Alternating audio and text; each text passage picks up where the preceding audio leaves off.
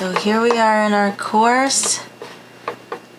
We have one more week to finish project 4, the t-shirt design and mock-up, and we'll be starting the animation. And then we'll have a week juggling both, finishing the t-shirt project, starting the animation, and then one more week finishing the last project, the animation.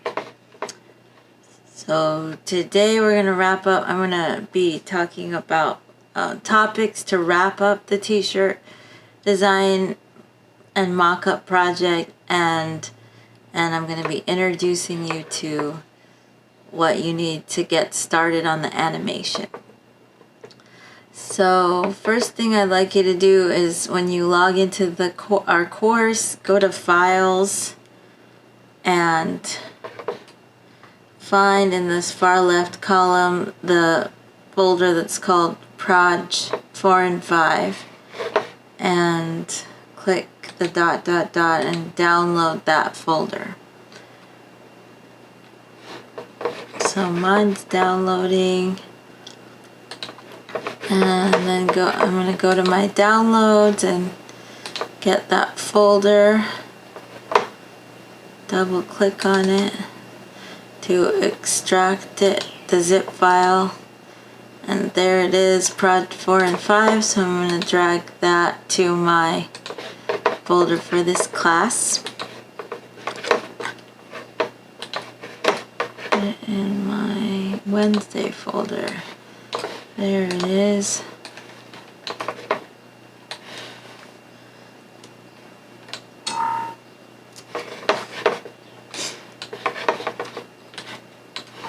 Okay, so I'm going to open up the topics on finishing the t-shirt and starting the animation so we can go down the list and cover those.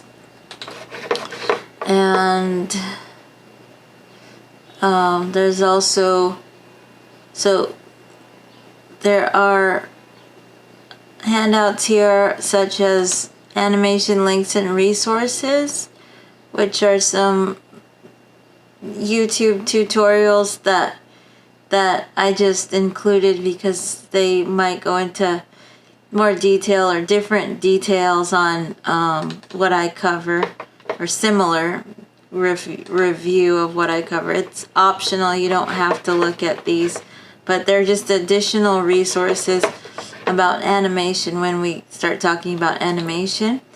And I included this handout that I labeled Flow Lecture because for the animation it's going to require that you include text, and I'd like you to be thinking about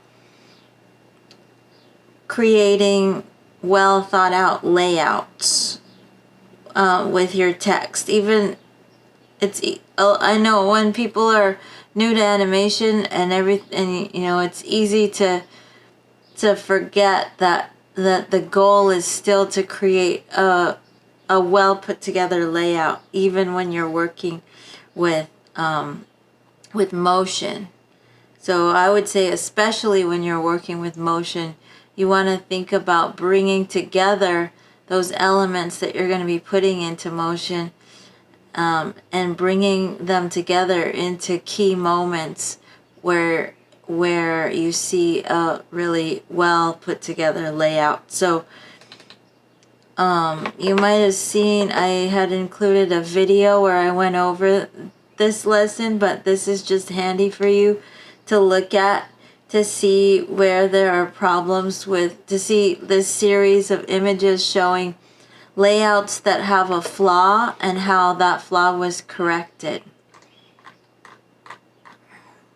Can anyone tell me just off the bat what the flaw is in this layout that I'm showing right now? Does anyone spot it?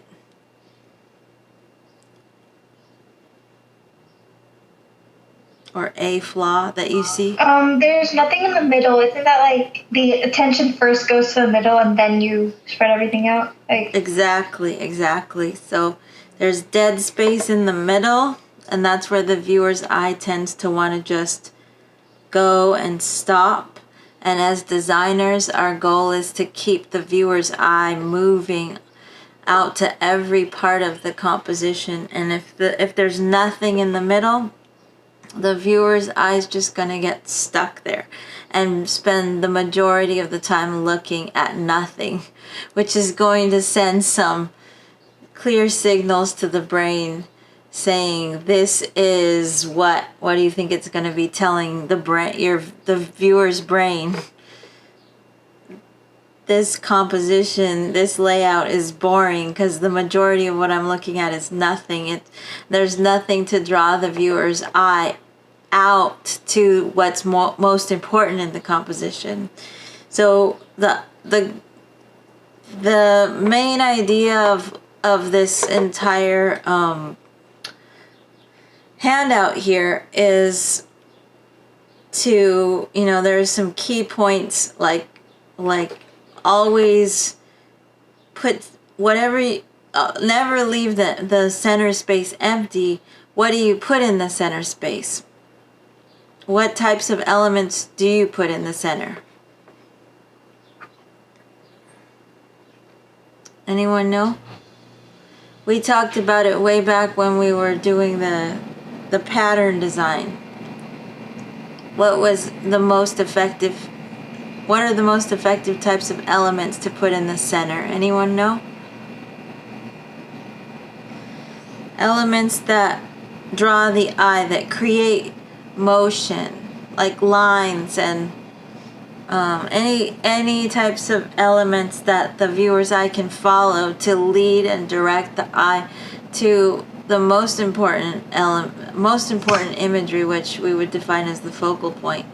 And then you use the focal point, which in this case, anyone know what the focal point in this composition would be? The faucet? Right, the faucet dripping, where the action is. You use your imagery to direct the viewer's eye to the text. So that's one of the themes in all of these, is that the focal point is used to direct the viewer to actually want to read the text. And another thing that's key is, look what they did. Look at the text in this one. It's very it's not inviting at all to read. It looks like there's a lot of text here. And then when you look over here, doesn't it look like there's a lot less text to read in this one? How do you think they did that?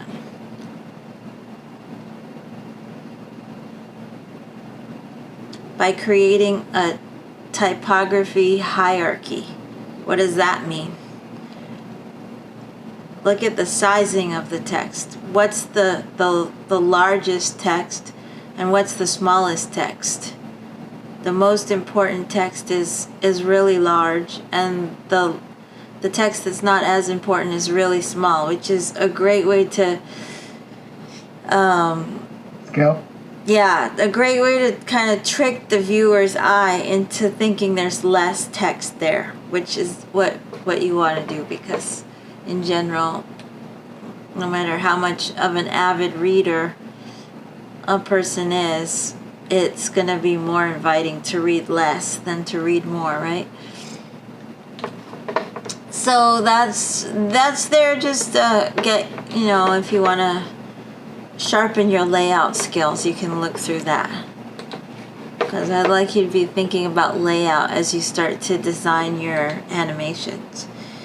And then the Project 5 instructions are here, so I'm going to be going over those. But I do want to wrap up Project 4, our mock-up and t-shirt design.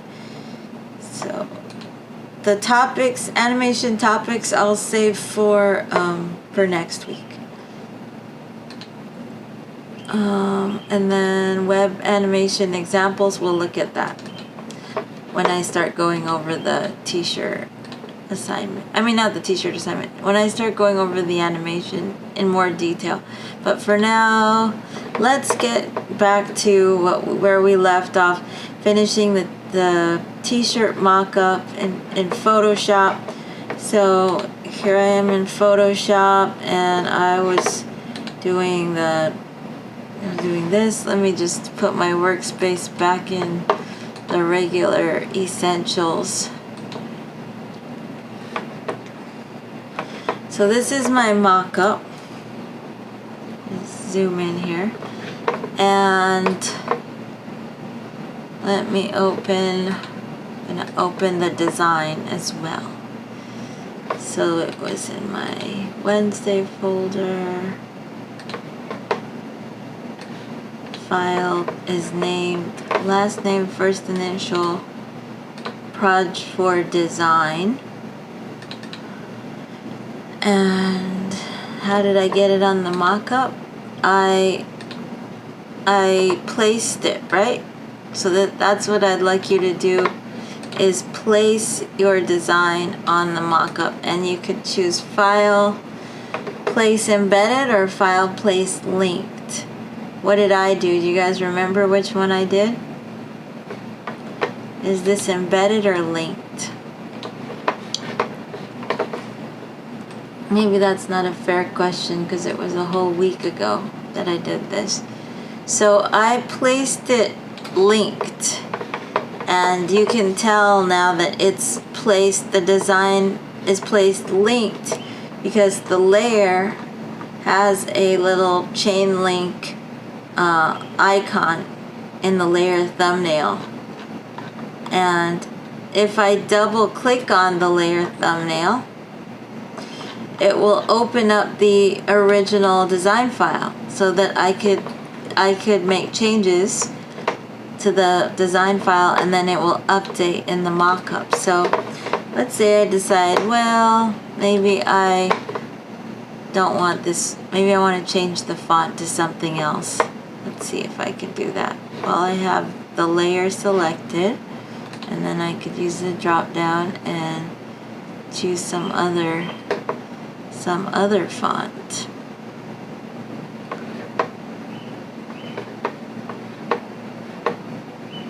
What font do I want here?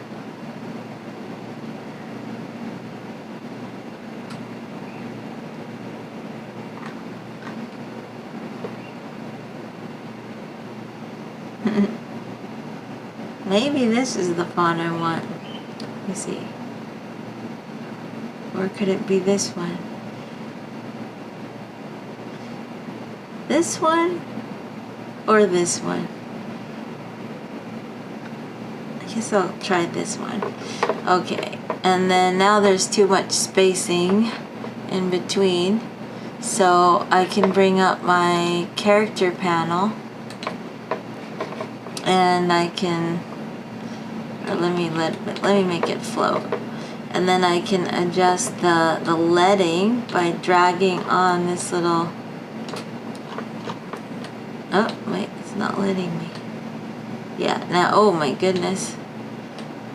So I can drag on the little leading icon to adjust the spacing between the lines. I wonder why this is so much more spacing. Let's see. It might be.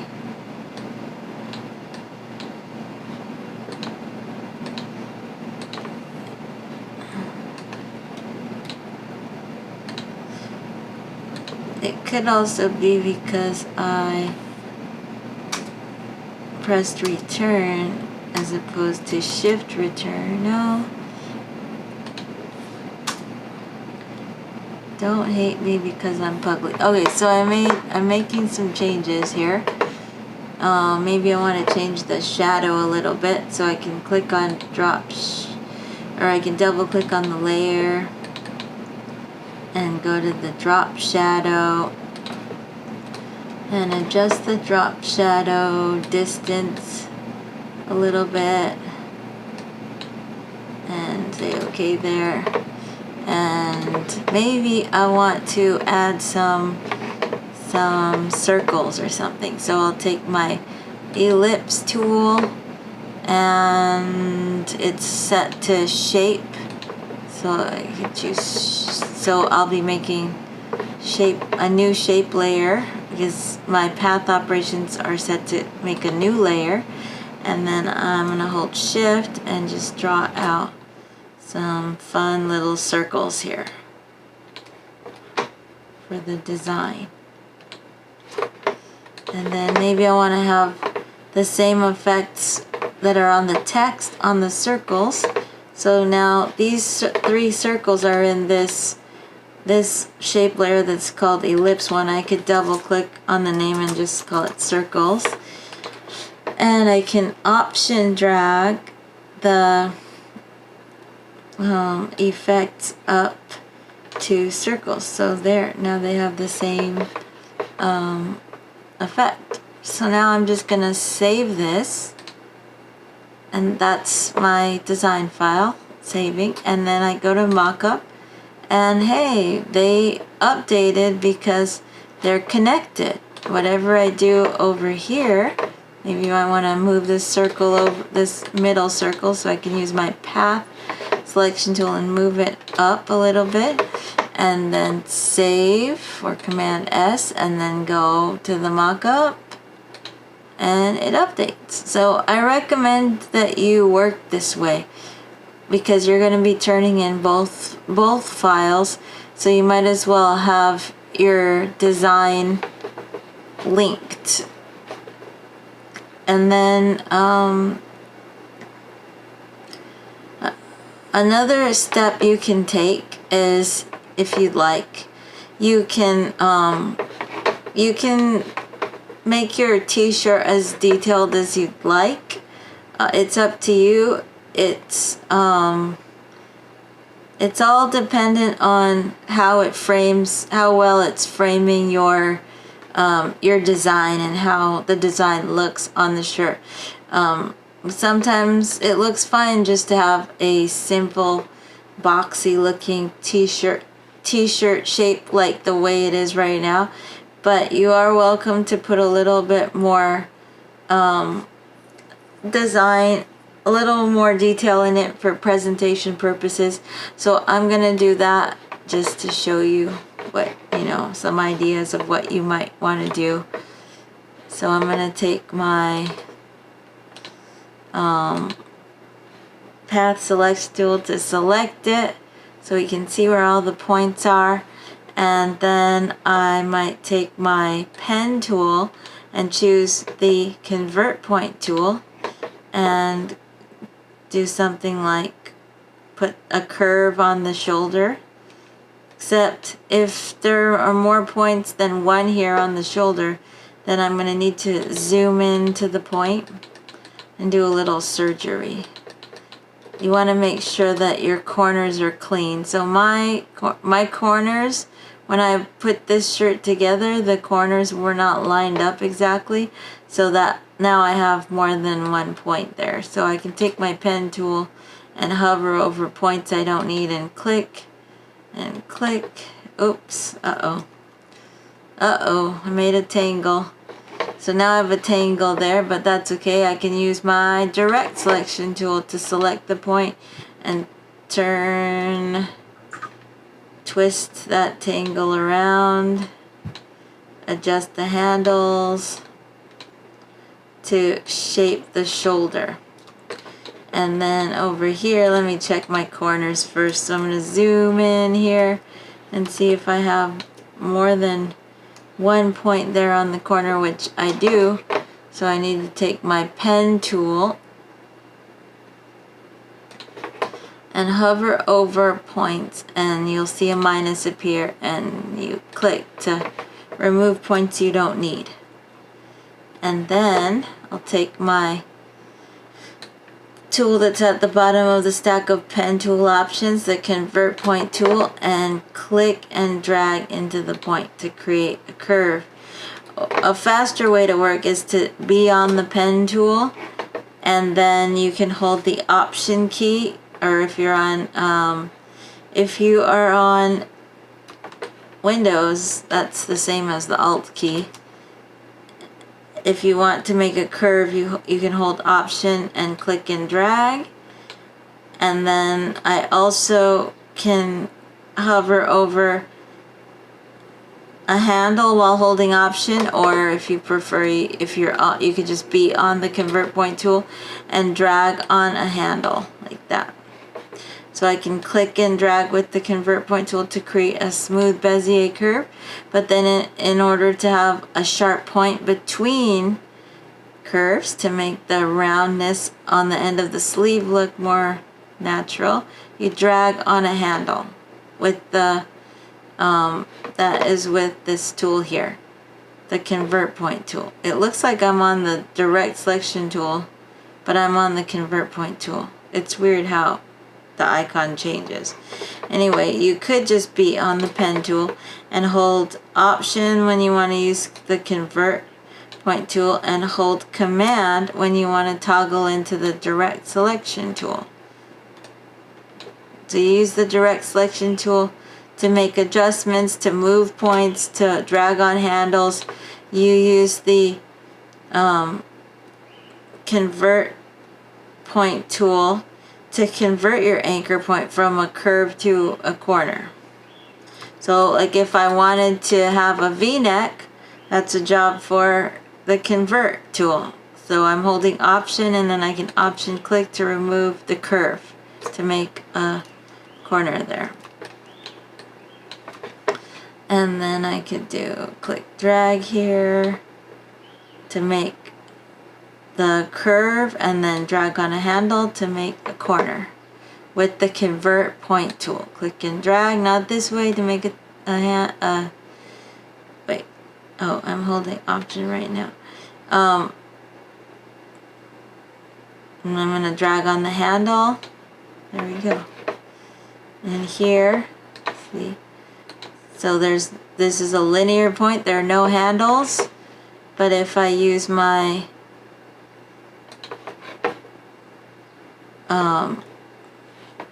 if I use my Convert Point tool, I'm holding Option to get to it. I can click and drag into, not this way, but into the point, so that I have a nice smooth Bezier curve, but I don't want my shirt to look bloated. So I want to drag on the end of the handle to make a nice corner. And the same thing over here, click and drag, not this way, this way. Make a smooth curve, and then drag on the end of a handle to make a corner between curves. And then if I wanted to do some wrinkles to make it look like fabric, I can click to add additional points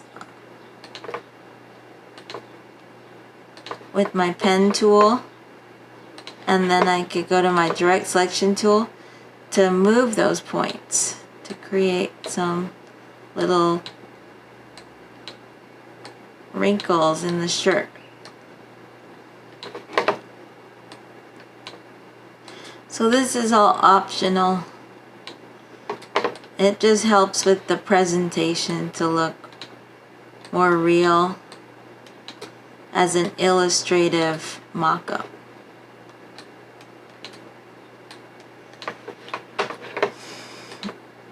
Alright, so it looks a little more three-dimensional. And then another thing that you can do is, if you want to add some shading, you can, I'm going to name this layer T-shirt. So you can always command click the layer thumbnail, or if you're on a PC, control click to load marching ants. And then I'm going to make a separate layer and call this shadows or t-shirt details or something. Shadows. And while the marching ants are on, then that gives me a way to draw within the lines of the t-shirt. So I'm going to use my tablet. So let me just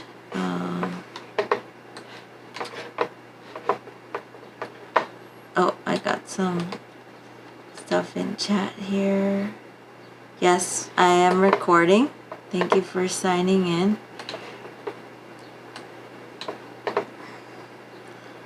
And this, let me just pin myself here. Gonna do just a few setup things, so bear with me, please.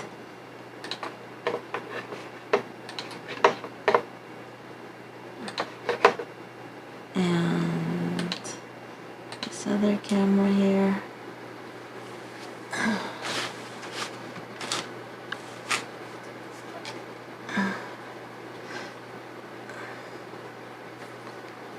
Is this how I want it? I guess I like it to flip it like that. Okay, so I'm going to be using this tablet here to draw.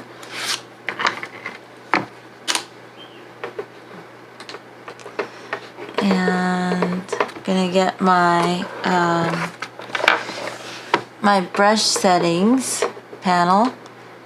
Brush settings. And choose my brush tool, and I've got my shape dynamics set to pen pressure, and I've got a hard brush selected, and I'm gonna take my eyedropper and choose this yellow color, but I'm gonna click on it to darken it up to make a shadow color to accent the shirt. And then I can just kind of draw along the edges. Maybe this is too dark, so let me just make it a little more subtle.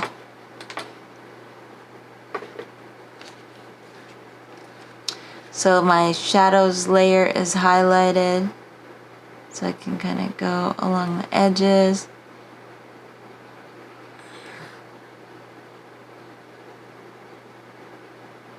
And do some shadowing.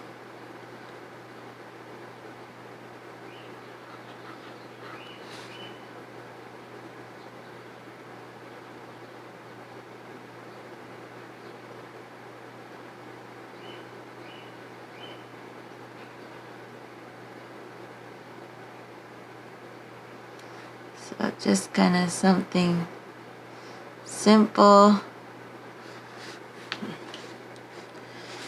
And then maybe a collar. I could draw in a collar like this, or you could always create shapes too. Maybe I could always erase. Also, let's see, my eraser is set to work with pen pressure as well. Erase things that I want to adjust. Clean up some of the shaping a little bit.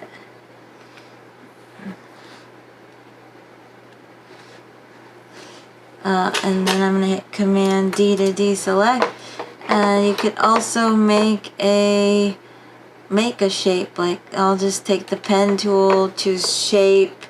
It looks like it's using the same color that I chose for my foreground color. And my path operations are set to new layer, and I could just click, drag here. And then I'm going to hold the Option key to make a corner between curves. And then I can just click drag here, and I can click the end of this to that doesn't really work on Photoshop. Well, I could hold Option and holding Option, I can click to remove that end handle to make a straight line coming out of that point, and then click drag, and then Option, drag the handle up, click drag, and then I'll hold Option and click the end point and close my shape.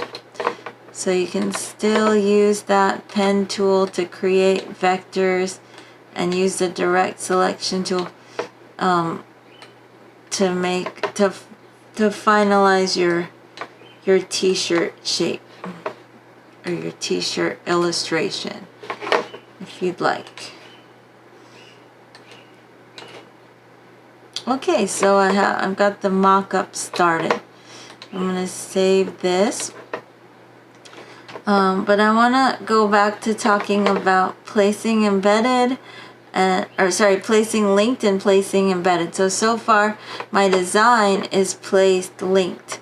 I'm gonna place another version of the. I'm gonna also place the design embedded so you can compare. So I'm gonna go File, Place Embedded. So we see what that's all about.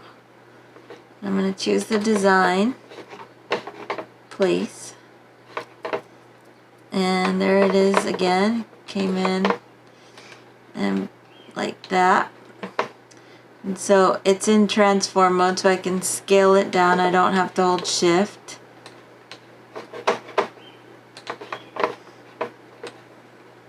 And then when I'm happy with the size, let's see, I can just click the check mark to place it. So you might be wondering, why am I placing this embedded? I want you to compare the difference when you place embedded and place linked. So you don't have to do this. You could, but so placing linked. The linked layer is linked to the actual design file where you have it stored on your computer. The embedded is actually just linking to a temporary version of your file.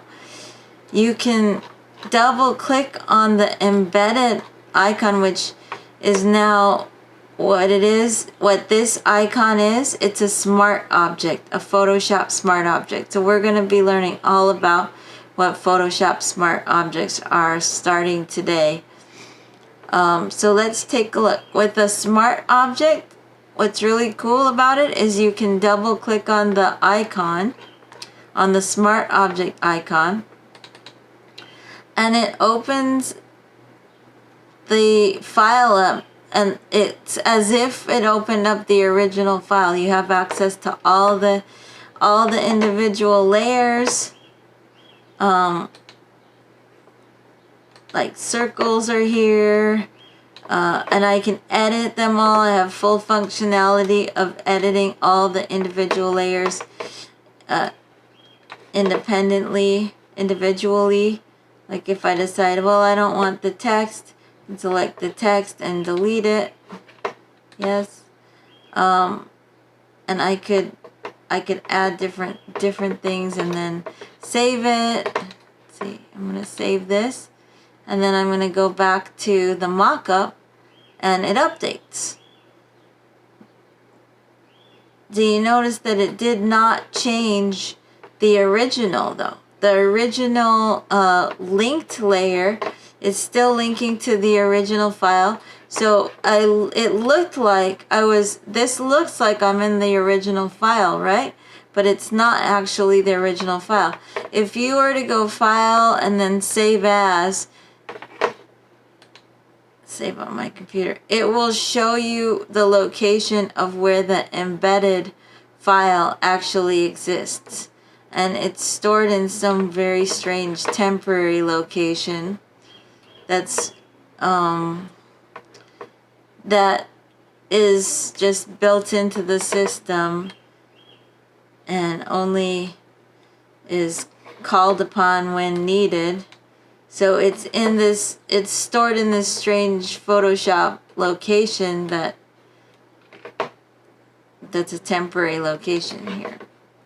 I'm gonna just cancel. I mean, I could do it like save it to a different location, but that's not how smart objects work. Smart objects are just intended to be opened and edited and then saved, and you don't have to worry about where the file actually exists. You just save it, close it, and then it it updates in the mockup. So you could have these two versions and be doing different things with them. Another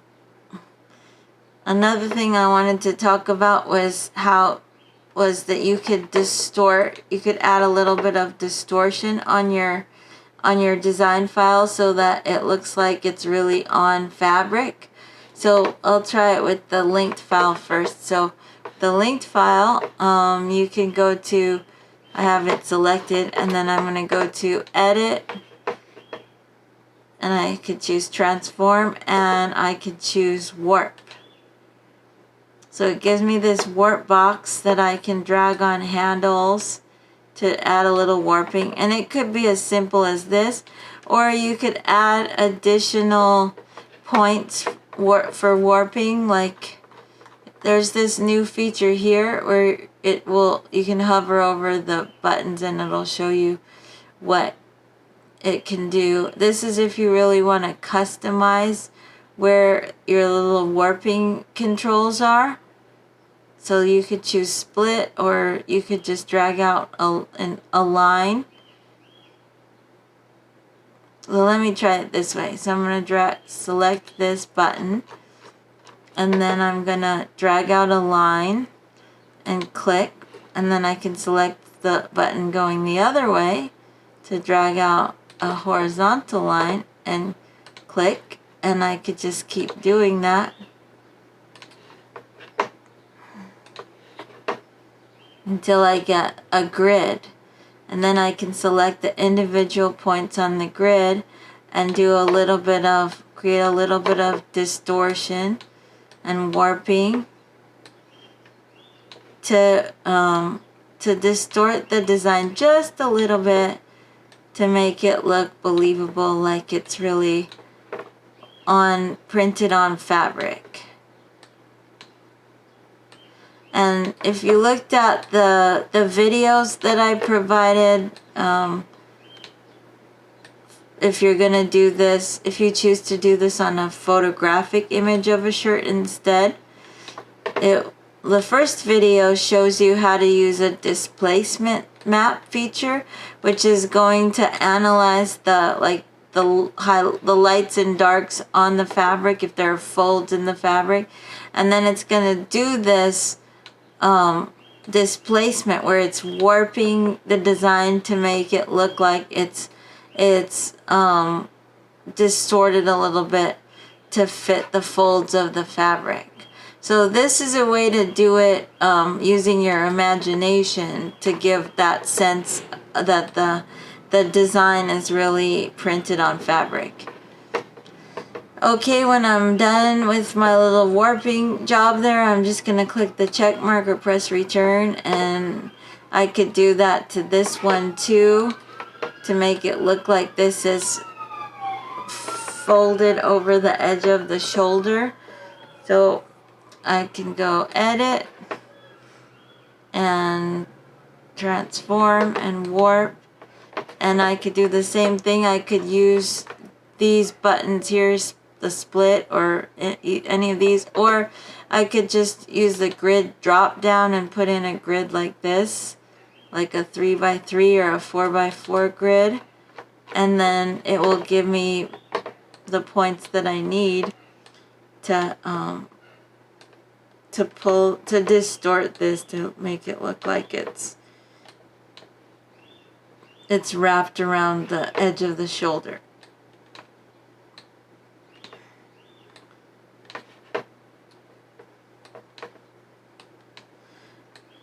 So you can do something like that. Or, let's see, can I bring this down more? Well, that doesn't matter. That's not going to come in. Maybe this little one here. Okay, so I can distort it, and then I'll apply that. And then also what I could do is I could make this look more like it's on the shirt by dragging it. This is the embedded layer. I can drag it just above the shirt, and I could make it as a clipping mask. So I can hold Option, or if you're on a PC, Alt between the layers, and you'll see a downward arrow, and I could do a clipping mask. So now it's hidden away in the shape of the shirt. I could also put a blending mode on it to make it look more like it's really like more subtle on the fabric. Let's see. Lighten. Overlay, hard light.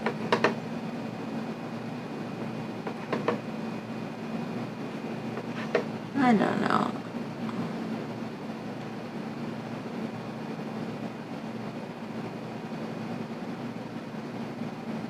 Or bring the opacity down a little bit.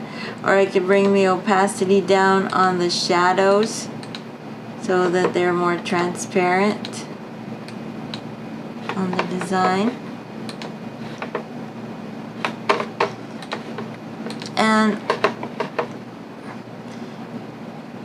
And then maybe what I really want to do is alter this a lot more. So I can double click on the embedded layer, the layer thumbnail, and I could do something different. So maybe I don't want the mirror at all. So I'm going to take the mirror layer and turn it off. And instead, I want to paint in like a paw print. So I'm going to make a new layer and call it paw print.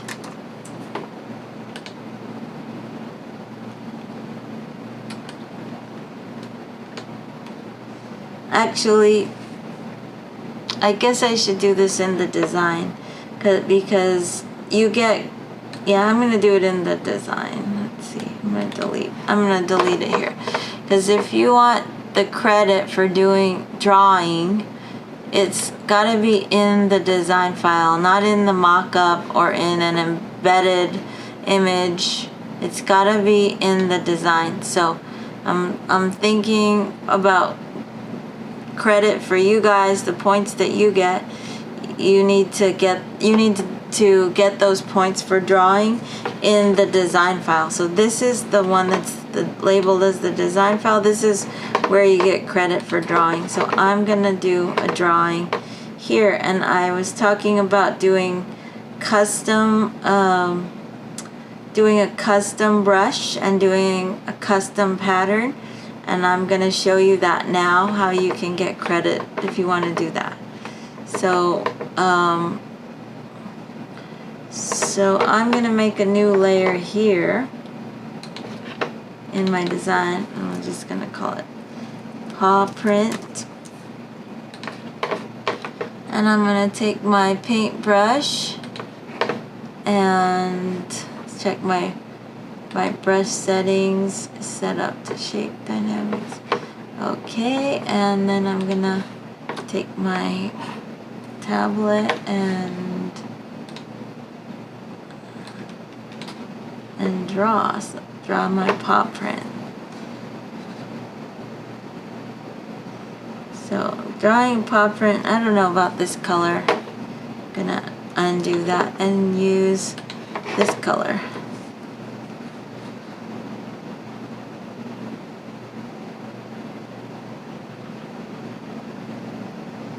Okay, and I could just as easily, or maybe even more easily, make the paw print with vector tools, but I want it to look more like paint, so I'm drawing it in with paint.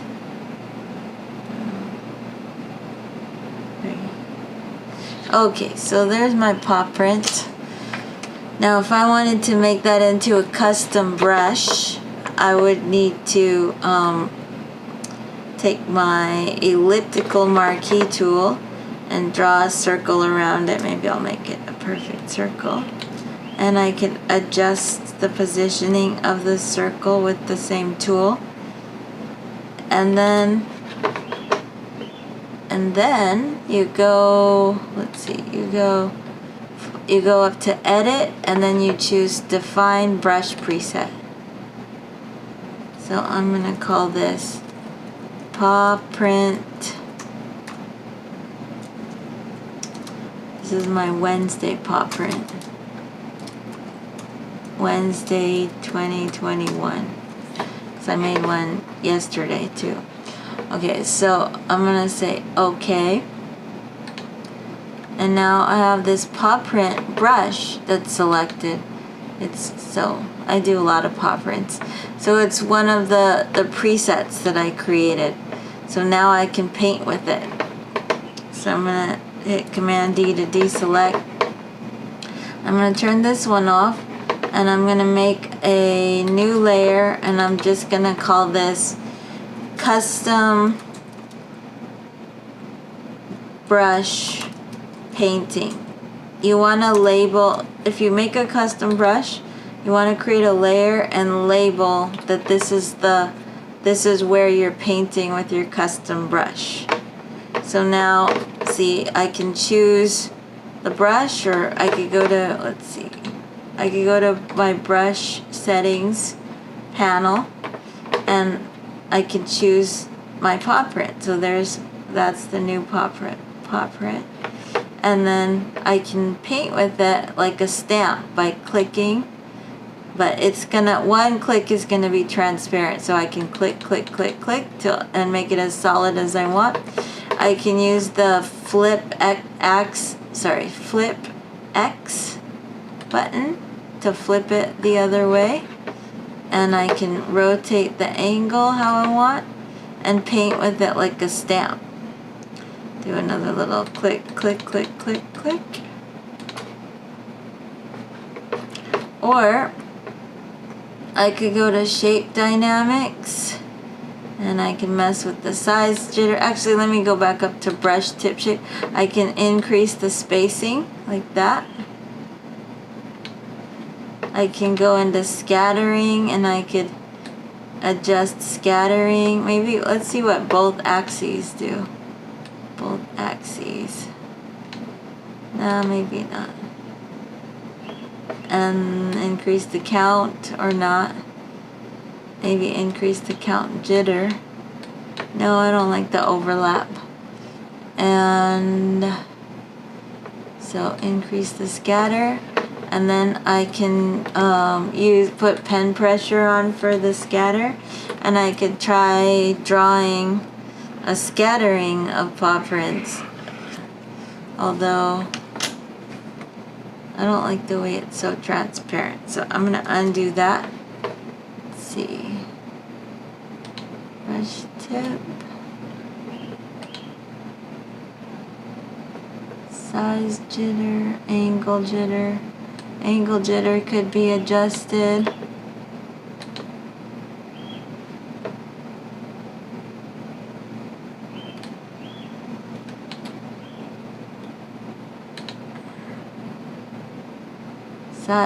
Let me try size, pen pressure.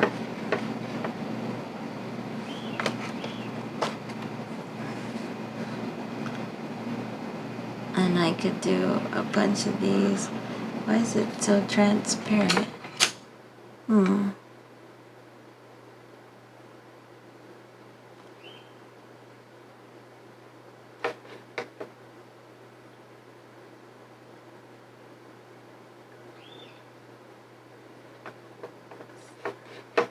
So I could do a scattering or not. Let me just leave it like that. And anyway, on this custom brush painting, I could put effects. I could do layer styles, so I can double click and add a bevel. It's neat. So maybe add a drop shadow.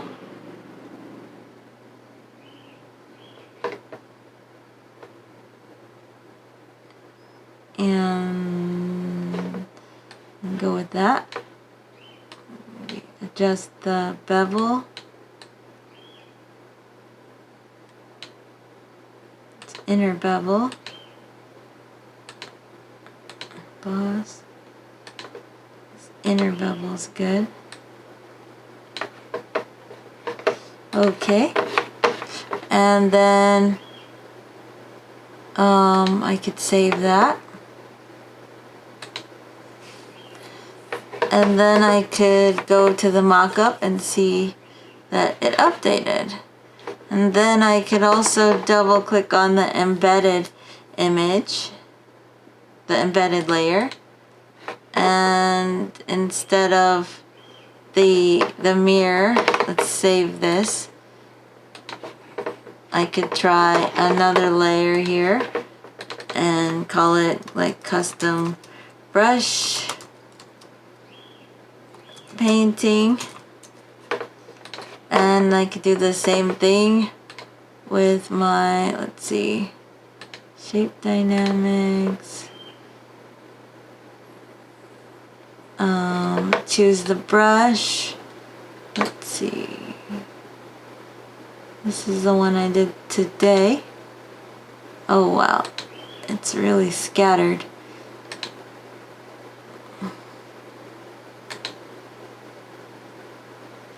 Size jitter, scattering. I go to increase the spacing, and I could use my pen and paint some scattering around. Let's see, why is it so light though? Let me undo that. Use my eraser.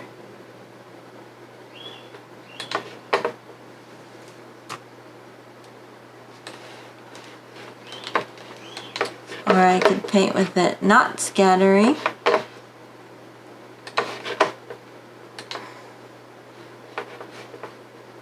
And let's try the brush here, and I can change the angle.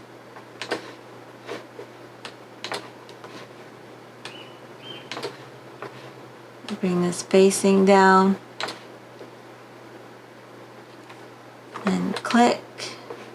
Oops. It's doing angle jitter, so I'll keep the angle jitter down and the size jitter down so it doesn't change. And let me just adjust the angle.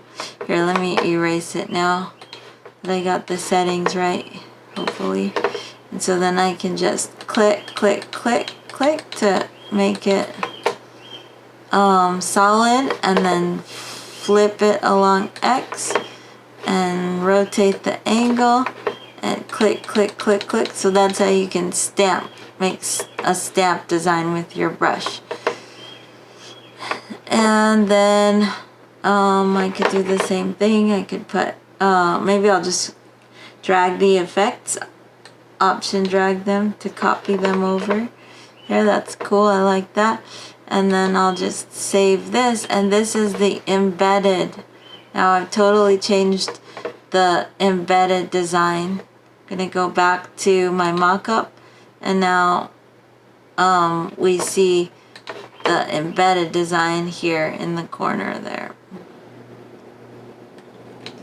Maybe I want to Command T that and just make it a little smaller, or I could, yeah. So this is the one that's embedded, that's on the shoulder, and this is the one on the chest part is the original design file that it's linking to.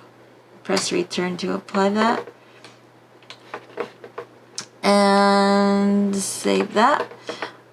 Okay, so I also wanted to show you how to work in Illustrator. So I'm gonna in Illustrator, gonna open up, or I'm gonna make a new document, because you can do a you have the choice to make the mock-up in Photoshop or Illustrator.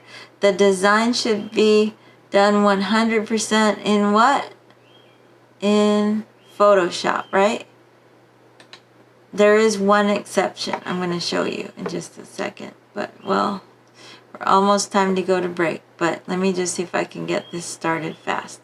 So I'm making a new document in Illustrator to show you how to do the illustrative mock-up in Illustrator. So you would name this your last name, followed by your first initial dash. What is this? Proj4 dash Mockup. And you could go to inches, do an 8.5 by 11. Leave all the defaults as is. This is for the preset for print letter size, and then just click create.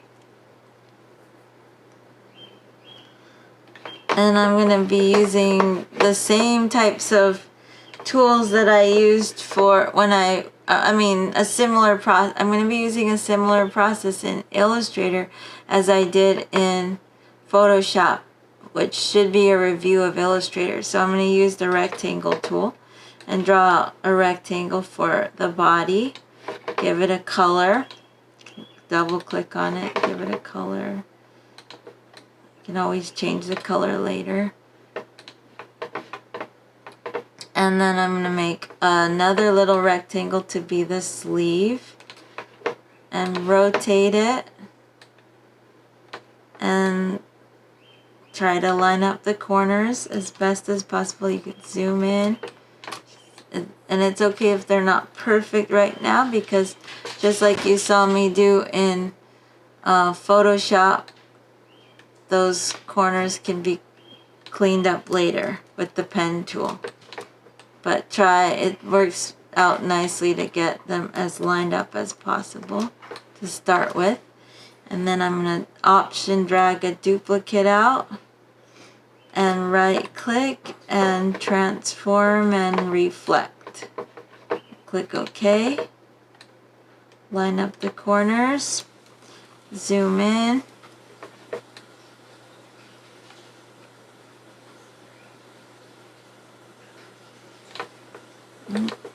See if I can zoom in even more to see how good I can line up the corners.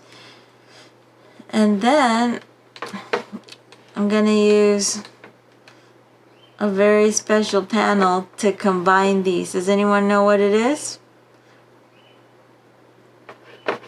Tell me what it is and then we can go to break.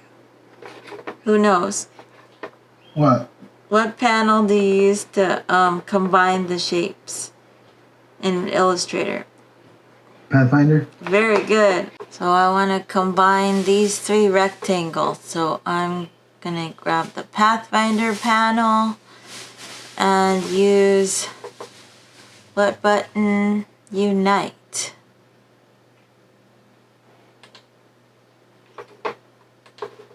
And I can then examine the corners with my zoom tool, and I could see that I was off because the corners didn't come together just right. So I use the pen tool and click to remove extra points that I don't need. And the same on the other side. So I could use the direct selection tool and select around the points that I want to fix, and then take the pen tool and click to remove the points. And then you zoom out, holding option. And then I need a neckline, so I can take my ellipse tool and draw out a perfect circle holding shift. And what should I use to make a neckline in Pathfinder? Any ideas? So I'm going to select both shapes, and I want to line up the circle in the middle first. So I'll go to my Align panel, which happens to be docked behind Pathfinder, and I'm on Align to Selection, and then I'll use the horizontal center there. So now it's centered, and then I'll go back to Pathfinder. And what would you use? Unite.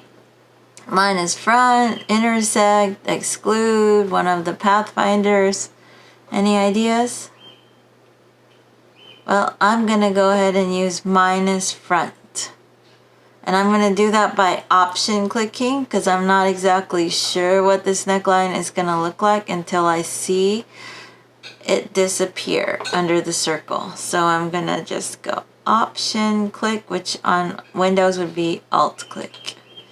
Now when I click outside to deselect, I can see the neckline, but that neckline is too deep, so I'm gonna go to my direct selection tool or group selection tool and select the circle, and I can move it up or use the arrow keys to tap it up, click outside until I get the neckline that I want. Maybe it should be a little bigger, so I can select it and then switch to the selection tool to get the bounding box back, and I'm going to hold Shift and Option together and just scale it just a little bit. Click outside, look at it, use the select it with the group select, tap it down, tap it up, look at it until I got it right. Then I go back to the selection tool, select the entire now this is a compound shape. I want to simplify it just to be a t-shirt outline shape. How do I do that?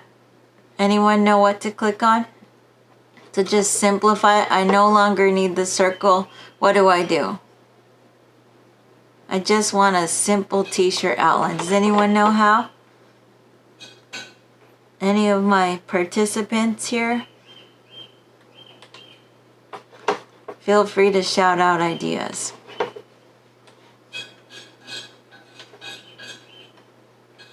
No? Nothing? Well, it's a button that starts with an E that's in Pathfinder. Do you see it?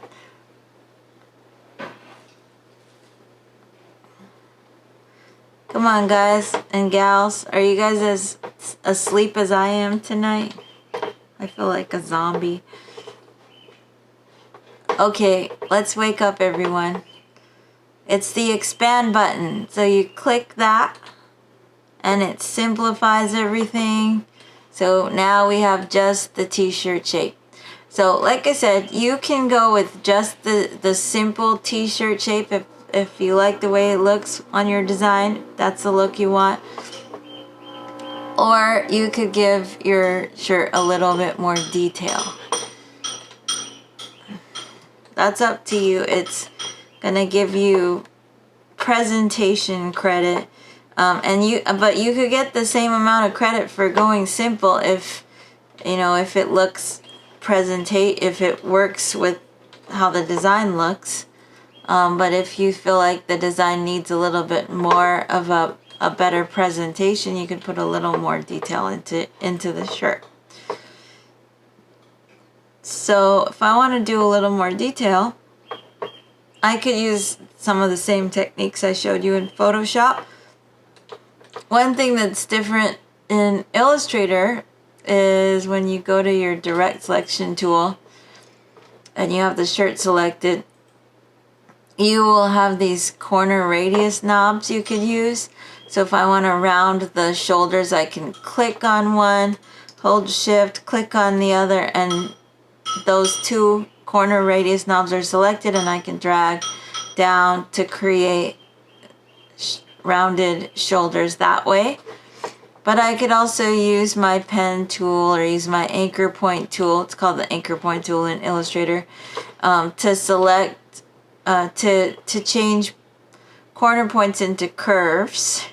You could also use the direct selection tool and just select a point and then click on the convert button to make it a smooth curve. But I still need my anchor point tool to drag on the handle to make corners between curves. So I might as well just use the anchor point tool to click and drag to make a curve, and then drag on the handle to make a corner between curves. Click and drag to curve, not that way, this way. Click and drag to curve, drag on a handle to make a corner between curves. Click and drag on the handle, click and drag on the handle.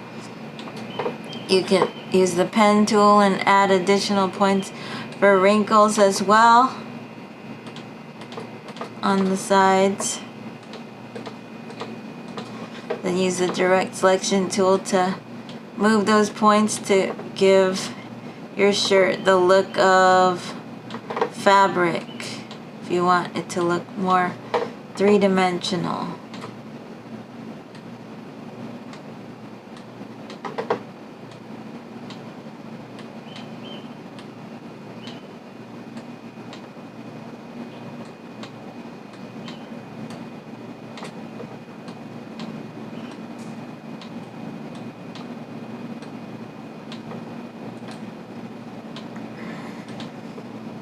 So if this is done well, it can really help the presentation. Okay, another thing that you might want to try is adding some shadows, and in Illustrator you might do that by selecting your shirt and choosing draw inside drawing mode at the bottom of the toolbar, and then I can do a darker color. Except wait, before I do that, let me go back to normal. Let me see if it did. Okay, before I do draw inside, let me put the design on this shirt so I could make sure that it's the right color.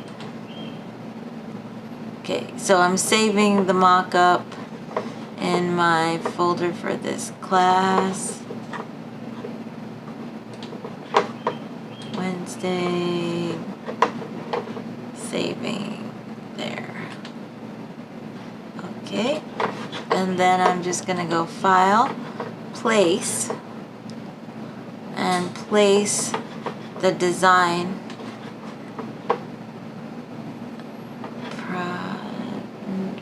So the Proj4 design, and so then I'm gonna place it, and you have the option to place it linked or not, or place it embedded. So if you uncheck link, you'll be placing it embedded. So let's just see how that is. And you can check show import options and place, and then these are the Photoshop, because I'm placing the Photoshop document. It's giving me Photoshop import options, so I can choose to convert the layers to objects, which sometimes works well, sometimes it just flattens everything out anyway. Or you could choose to flatten it out into a single image. You can also choose, if you had some layers turned off, you click the eyeballs to hide them, you could still import them as hidden layers. Import the hidden layers. But I'll leave that unchecked, and I'm just gonna click OK. It's saying my color mode doesn't match, but that's fine. And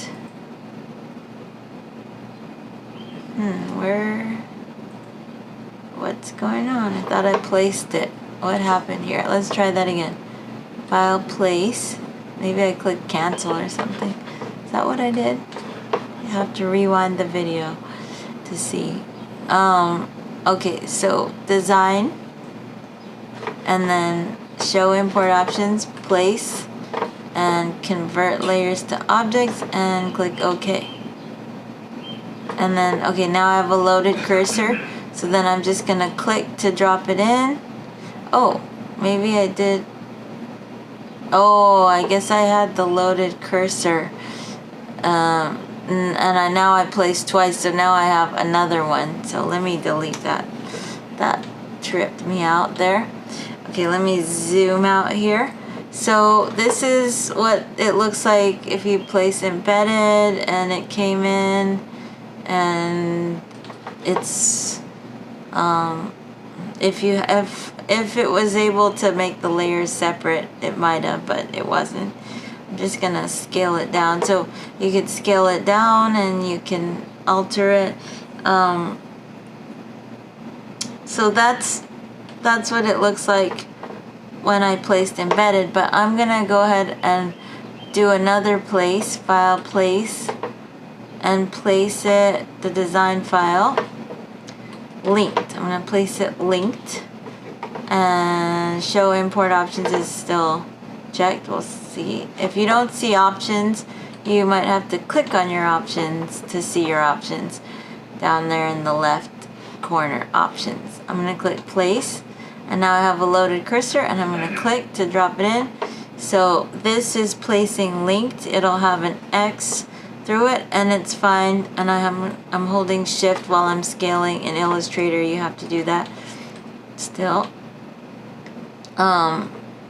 It's fine if you want to place it linked, because you're turning in both files. So the nice thing about placing it linked is because then I can just go into Photoshop, and this is the Photoshop mockup. I could go into the design and make a change, like maybe I don't want the, let's see, what do I want to change here? Maybe I just want to take off the circles. Turn them off and save. And then I want to see if it updates in Illustrator. And so now it's giving me a warning message saying, some files are missing or modified in the links panel. Would you like to update them now? So I'll say yes. So it updated it, took out the circles.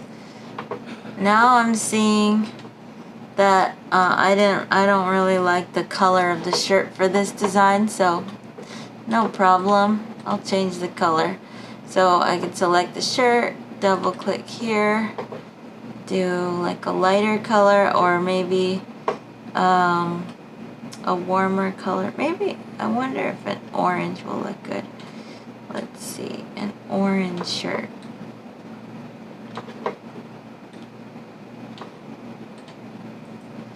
Ooh, that's interesting. Maybe more orangey yellow.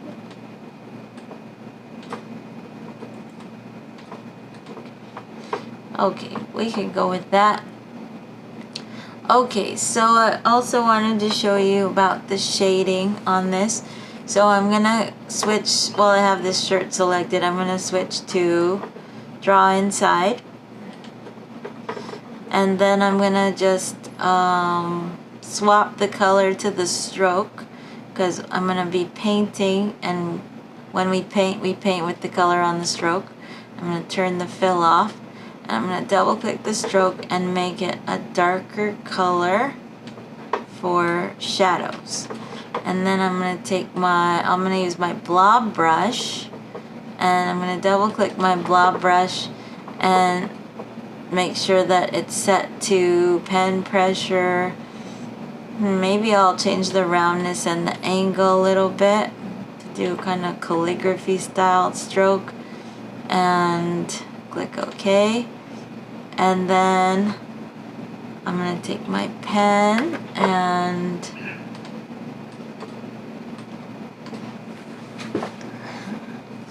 then draw inside. So I'm going to use my bracket keys to make my brush bigger. So then I could do some strokes along the edge, and it will stay within the lines because it's set to draw inside. So I could do these nice shadow shapes along the edge.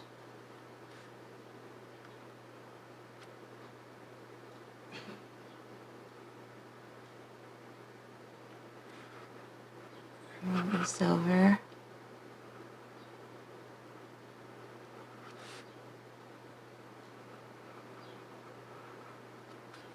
A little more detail here.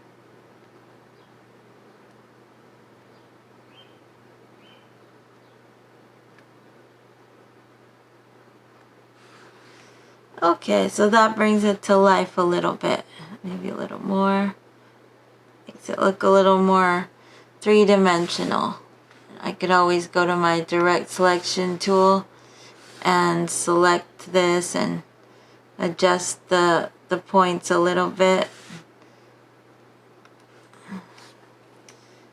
And then when I'm done, I might go to draw normal.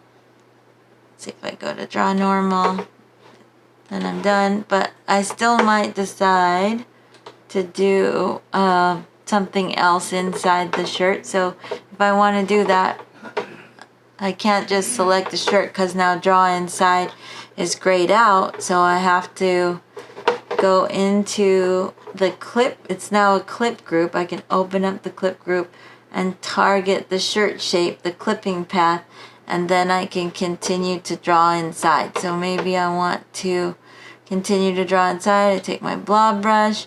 I gotta swap colors here. Ooh, not while it's selected, but that's kind of cool. I'm gonna undo that. Deselect. I need to put the right color on that stroke. Let's see, is this the right color? maybe eyedropper the right color there.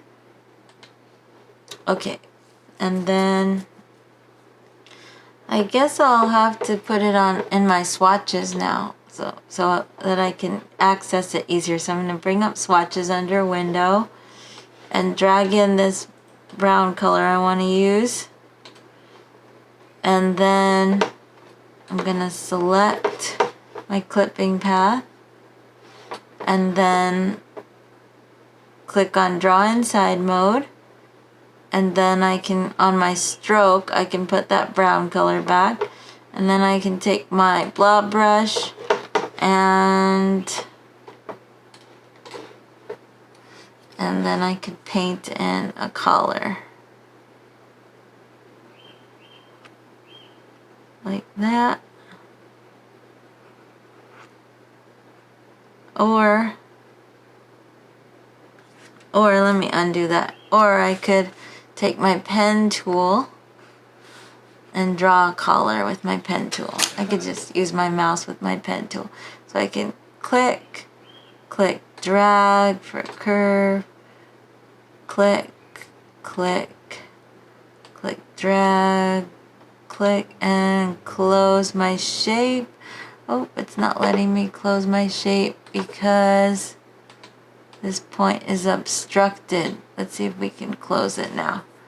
So I can close my shape. There we go. And so even a shape that you make with the pen tool can be can work with draw inside, because anything that's hanging out is not showing outside of the shirt shape. And maybe, let's see, do I want it to be,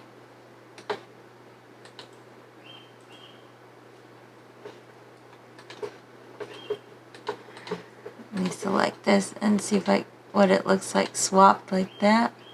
That's kind of good. So I could do a color like that.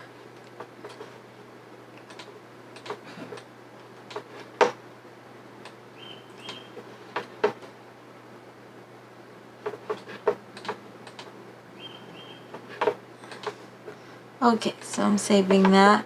And then if I wanted to warp the design at that point, at this point, if I want to warp in Illustrator, I would need to use envelope distort.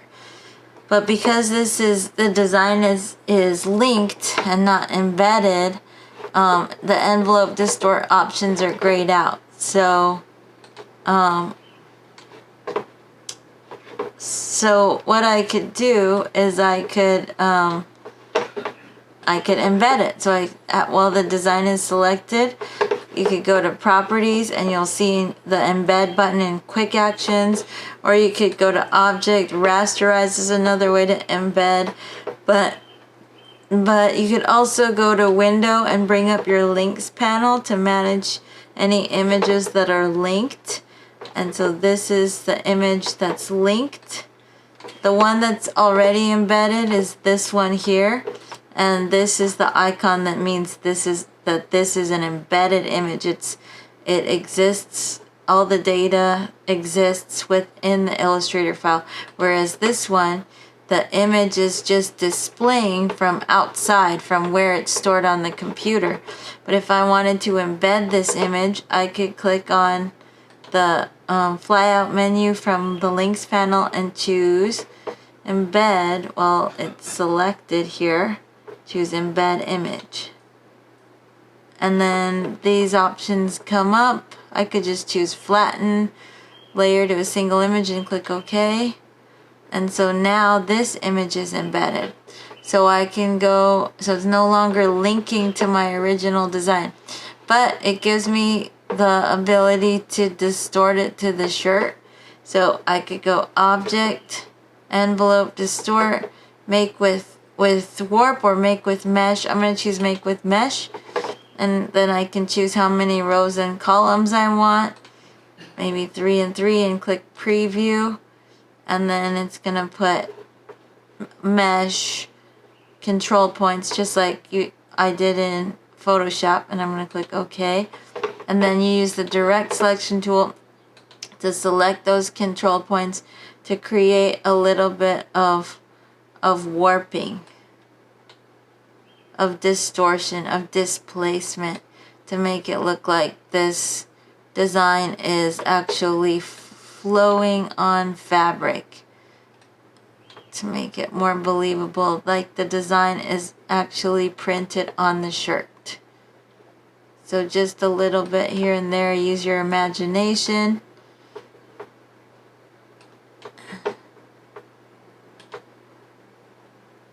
A little goes a long way. You don't want it to look too distorted, but just enough to give it the feeling that it is flowing on fabric. It's not just a flat design. Now it's integrated on the mock-up. Alright, and then I'm going to save that. And so this is due next week, the mock-up and the design. Oh, wait a minute. One more thing I didn't show you. I did not show you the exception. The one exception of what you can do from Illustrator in the design is that you could use a pattern that you created in Illustrator to turn into a custom pattern in Photoshop. That's the only exception of any part of this design that can be done outside of Photoshop. But 99.9% of this design must be done in Photoshop. But here's the exception. So let me get to it.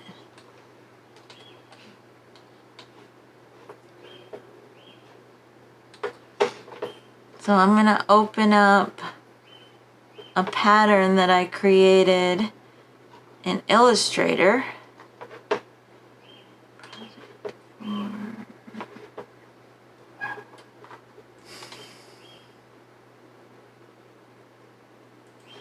Here it is. Okay, so here I am in Illustrator, and I've got a square section of a pattern that I created. I'm going to select the whole square section with the selection tool in Illustrator. I'm going to use Command C to copy it. That will be Control C on Windows. And then I'm just going to go into Photoshop and paste it here. So I'm going to go File. I'm going to go Edit, Paste, or that would be the same as Command V. Let's see. Wait a minute, what's going on here? It's not letting me paste? Oh yeah, it is. Okay, so paste, Command V or Control V on Windows. So it gives me this, when you copy artwork from Illustrator and paste it into Photoshop, it gives you this little paste dialog box of choices. I prefer to go with Smart Object for this. So this will be a vector smart object from Illustrator. Now I'm going to just say OK, and I'm not going to add it to my current library. I'm just going to click OK. And it drops it in, and you can scale it, or you can just click the check mark to get out of transform mode. And I'm just going to turn off the visibility on other layers so they don't disturb this. And what I need to do is I need to draw a marquee carefully, a rectangular marquee carefully around this to make it a custom pattern. That's what we're talking about here, how to set your own custom pattern. And since you already created in Photoshop a pattern that repeats seamlessly, you've created in Illustrator for your first project a pattern that repeats seamlessly, that's an optimal choice to create a custom pattern in in Photoshop. Of course, you could go out and try to find a texture if you want, if like another image that you find could be used.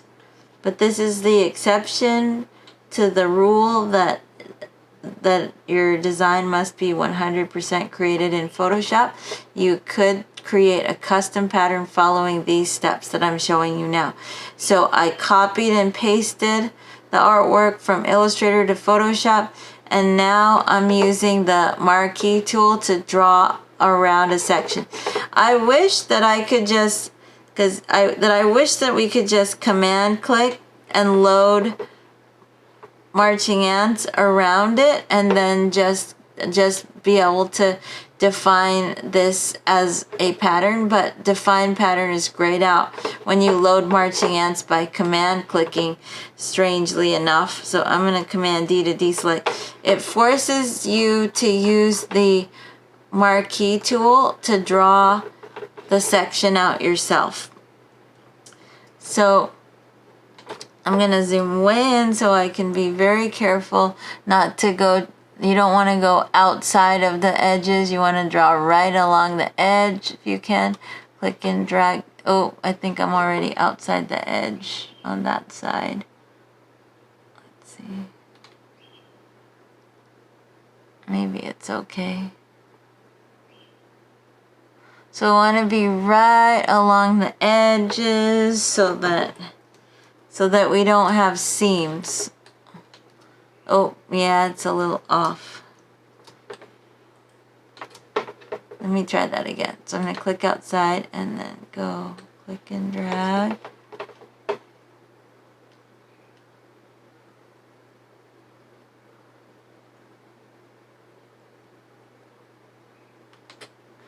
And then I'll just zoom in to check my edges. Oh, a little off on the top.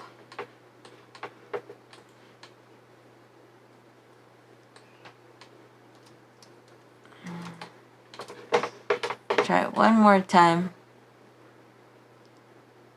Click and drag.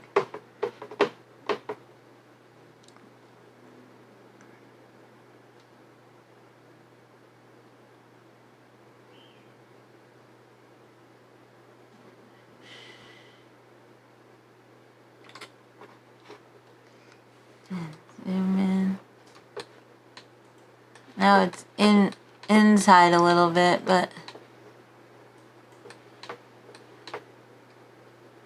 that might be better.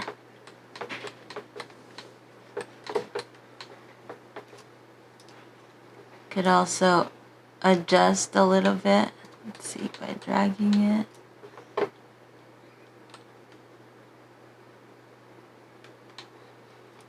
Okay, I'll go with that. Alright, so now I've drawn with the marquee tool around the pattern, and then I'm just going to go to edit and choose define pattern. And then I'll just call this my square swirls pattern, and say OK. And then I'll just deselect, click outside, and turn this off and turn on the rest of the layers.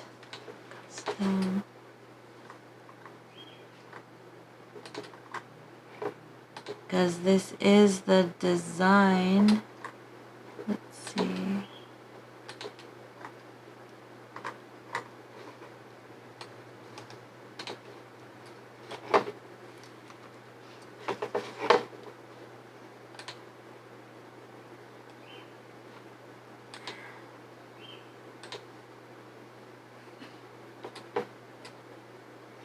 Print. Okay, so I'm going to save that and go into okay, so then what can I do with the pattern? I can make a new layer here and call it custom pattern painting, and then I could take my pattern stamp tool. It's under the clone stamp tool, and then you can choose not only the different textures that come with Photoshop, like trees and grass and water and all these, but then you'll find your very own custom pattern to choose from, and then you can paint with it. Set the settings here, and then I can choose my brush and paint, draw something. Let's see, brush tip shape, and then I can draw. So I'm drawing with my pattern.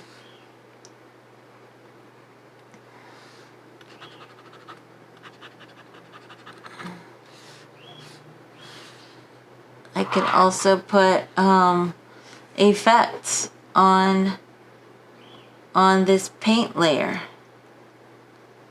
So I can double click and go into layer styles here and choose bevel emboss on it.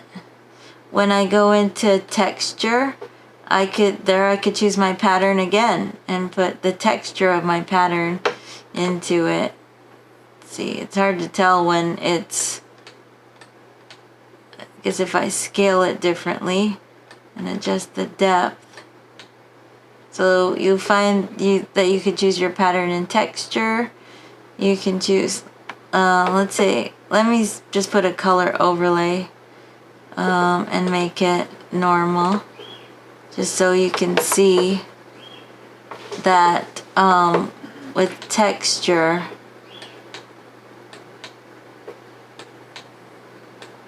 that's the texture of my pattern there. Or not, or no texture. Wait, texture. And then you can also do pattern overlay and choose, I could choose my pattern there too for pattern overlay. Let me take off color overlay.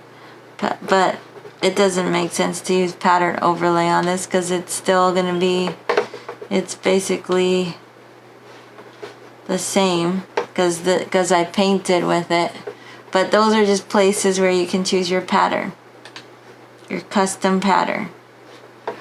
Maybe I'll just copy these effects by option dragging. So I could put effects on a paint layer that I paint with.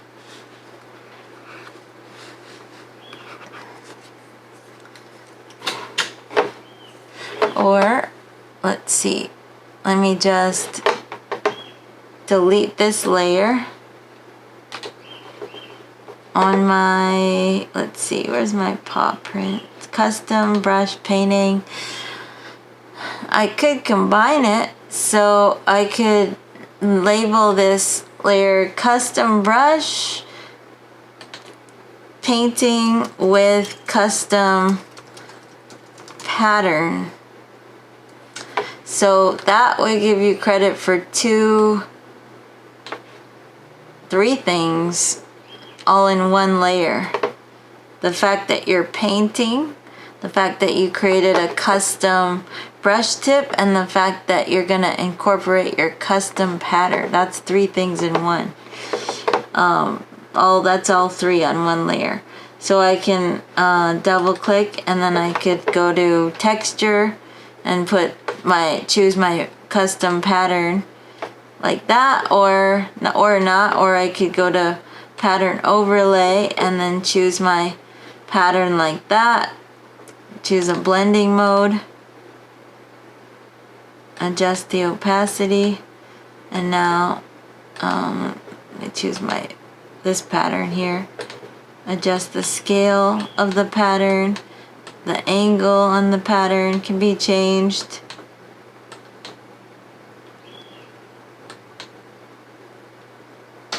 So that's kind of cool. So I'll say okay there. There we go. So that's using painting and making a custom brush and a custom pattern.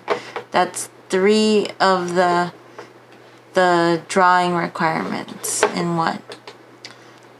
Okay.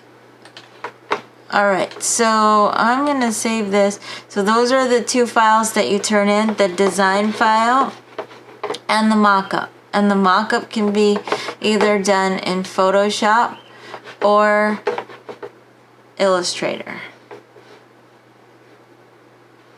And it can be a photographic mockup if you use the video tutorials that I provide. Any questions about that before we move on into animation?